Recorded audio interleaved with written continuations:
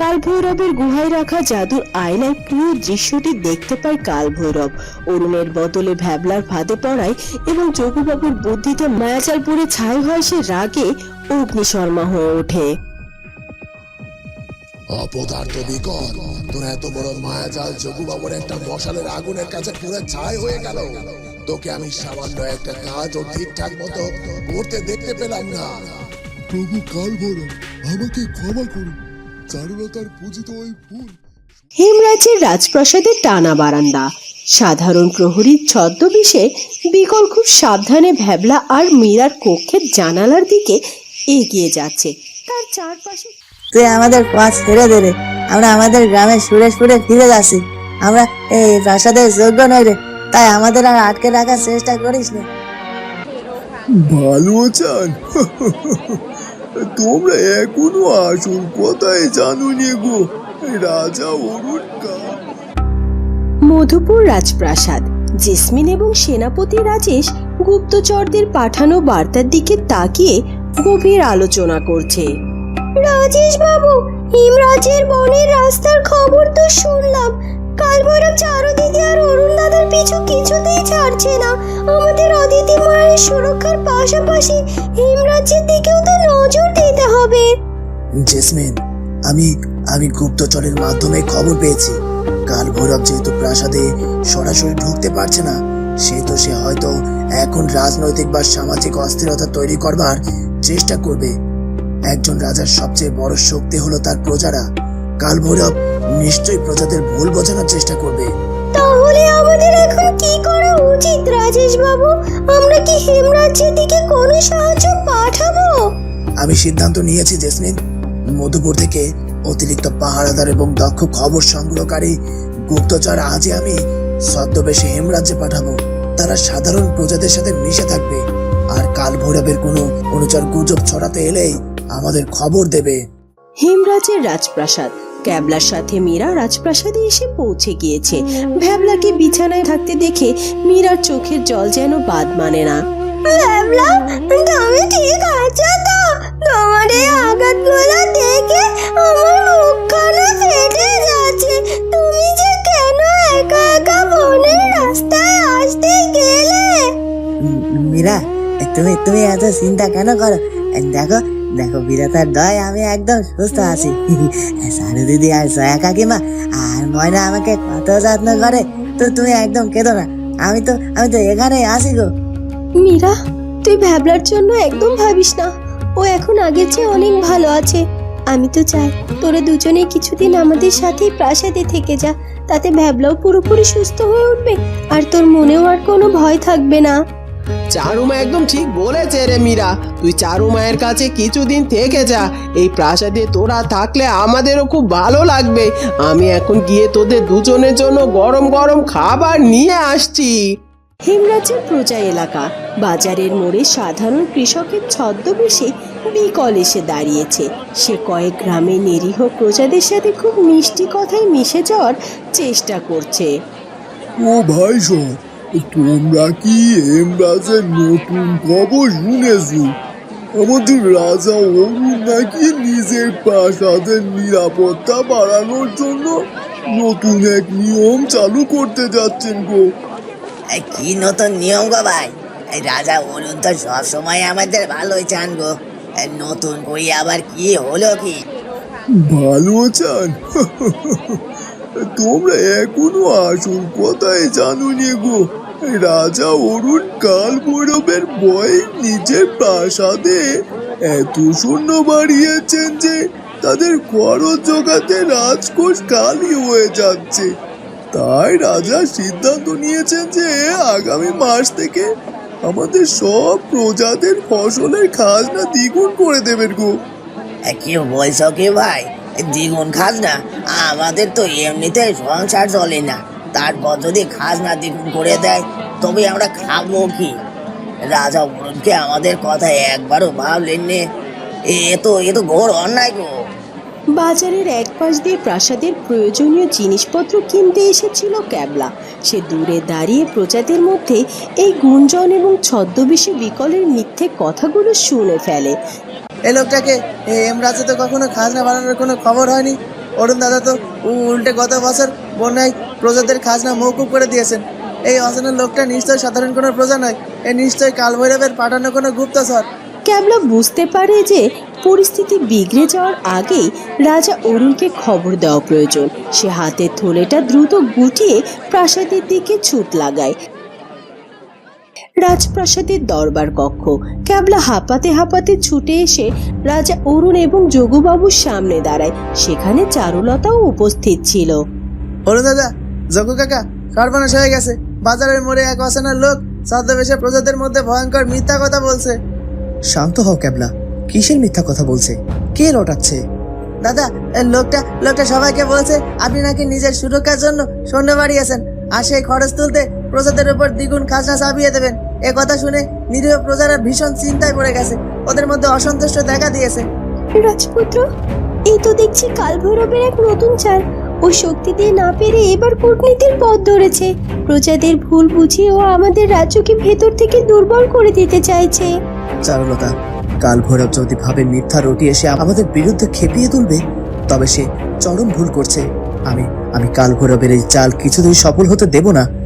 বাবা, আপনি এক্ষুনি প্রাসাদের সামনের ময়দানে সমবেত হওয়ার খবর পাঠিয়ে দিন। প্রাসাদের সামনে বিশাল ময়দান। দলে দলে প্রজারা এসে জমায়েত হয়েছে। তাদের চোখে মুখে একটা আতঙ্কের ছাপ। রাজকীয় বারান্দায় এসে দাঁড়িয়েছে অরুণ এবং মহারানী চারুলতা। আমার প্রিয় হেমরাজ্যের প্রজাগণ, আমি শুনতে পেলাম আপনাদের মধ্যে কে বা কারা একটি মিথ্যা গুজব ছড়িয়েছে যে আমি আপনাদের ফসলের খাজনা দ্বিগুণ করে দিয়েছি। আমি হেমরাজ্যের রাজা হিসেবে আপনাদেরকে কথা দিচ্ছি, এটি একটি সম্পূর্ণ মিথ্যা এবং কালভৈরবের পাঠানো চক্রান্ত। হেমরাজের মানুষ, রাজা অরুণ সবসময় আপনাদের নিজের পরিবারের মতো ভালোবেসেছে। শত্রুরা আমাদের ঐক্য ভাঙতে চাইছে। আপনারা কোনো ছদ্মবেশী শয়তানের কথায় কান দেবেন না। আমাদের রাজকোষ আপনাদের মঙ্গলের জন্যই খোলা থাকবে।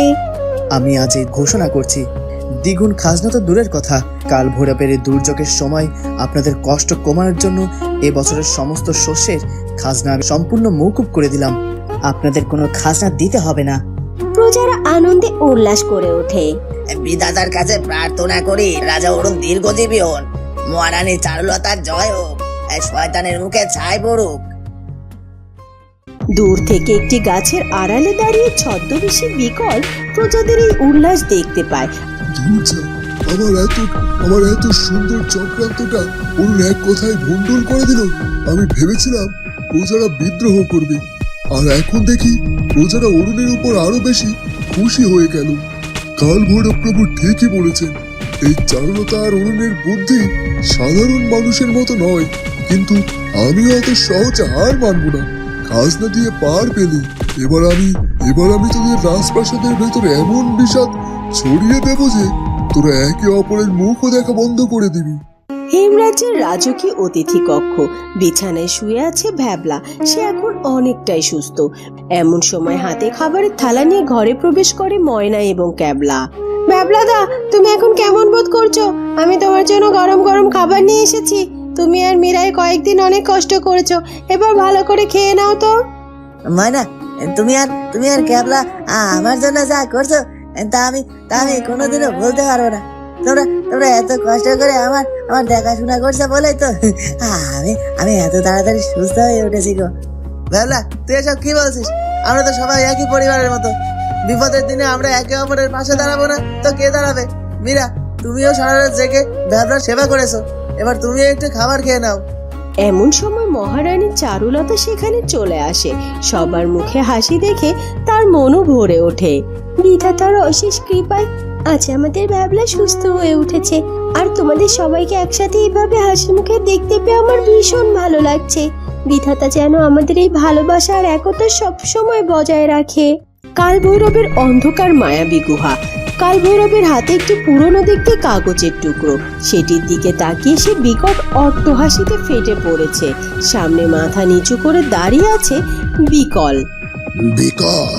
আমি শক্তি দিয়ে অরুণকে হারাতে পারিনি ঠিকই, কিন্তু বুদ্ধি দিয়ে আমি ওদের পরিবারকে টুকরো টুকরো করে দেব। আমার হাতে এটা কি দেখছিস জানিস? এটা একটা ভুয়া রাজকীয় নির্দেশনামা।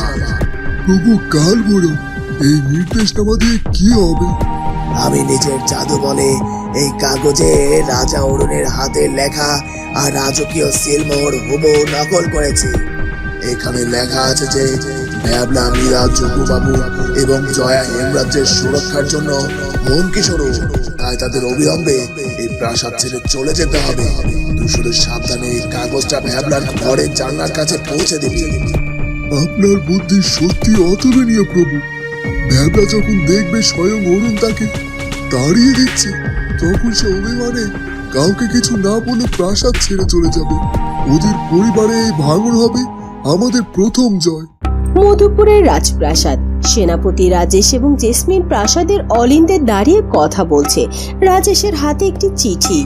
জেসমিন, আমি গুপ্তচরের কাছে খবর পেয়েছি যে হেমরাজ্যের হাটে বাজারে এখন আর কোনো সমস্যা নেই। রাজা অরুণ নিজের বুদ্ধিতে প্রজাদের সমস্ত ভুল বোঝাবুঝি দূর করে দিয়েছেন। প্রজারা এখন শান্ত। এটা তো খুব ভালো খবর রাজেশ বাবু। চারুদিদি আর মহারাজ অরুণ সাধারণ মানুষের মন খুব ভালোভাবে বোঝেন, কিন্তু আমার মন প্রাসাদের ভেতরের পরিস্থিতি নিয়ে এখনো চিন্তিত। শয়তানটা আবার নতুন কোনো চক্রান্ত করছে না তো? তোমার চিন্তার কোনো কারণ নেই জেসমিন। বাইরের মানুষ শান্ত হলেও কাল ভৈরবের গুপ্তচর এখনো প্রাসাদের আশেপাশে ঘোরাঘুরি করছে। প্রাসাদের ভেতরের সুরক্ষা নিয়ে আমি যোগু কাকাকে আরো এক সতর্ক থাকতে বলেছি। বিধাতার কাছে আমার একটাই প্রার্থনা, তিনি যেন চারুদিদি আর রাজা অরুণকে সব মায়াজাল থেকে রক্ষা করেন।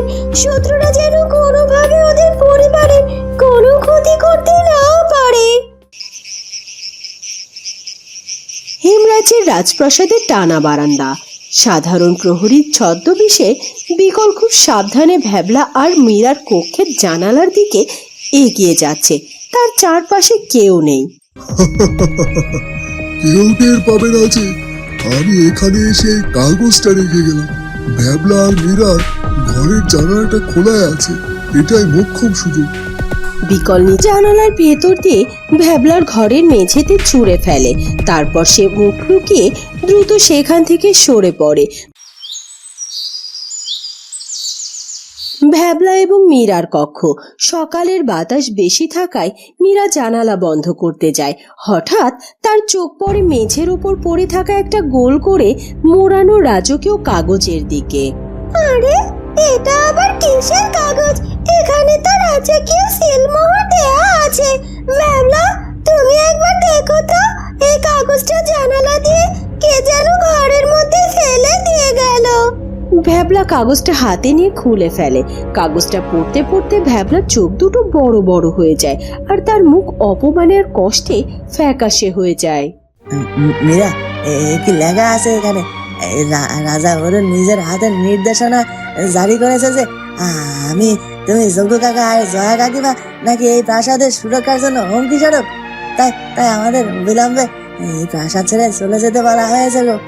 তুমি কি বলছো কি ভ্যাবলা? চারুদিদি আর অরুণ দাদা আমাদের তাড়িয়ে দেবে? আমরা তো তাদের নিজেদের ভাই বোন। আমরা তাদের কি ক্ষতি করেছি যে আমাদের এভাবে অপমান করে তাড়িয়ে দিচ্ছে? আমরা হয়তো সত্যি ওদের জন্য বোঝা হয়ে গেছি কবিরা। অরুণ দাদা যখন আমাদের প্রাসাদে রাখতে চান না, তখন তখন আমাদের আর এক মুহূর্ত এখানে থাকা উচিত নয়। আমরা কাউকে কিছু না বলে এক্ষুনি সুরেশপুরে ফিরে যাব। আমরা কাউকে জানতে দেব না। হেমরাজের বিস্তীর্ণ চরণভূমি।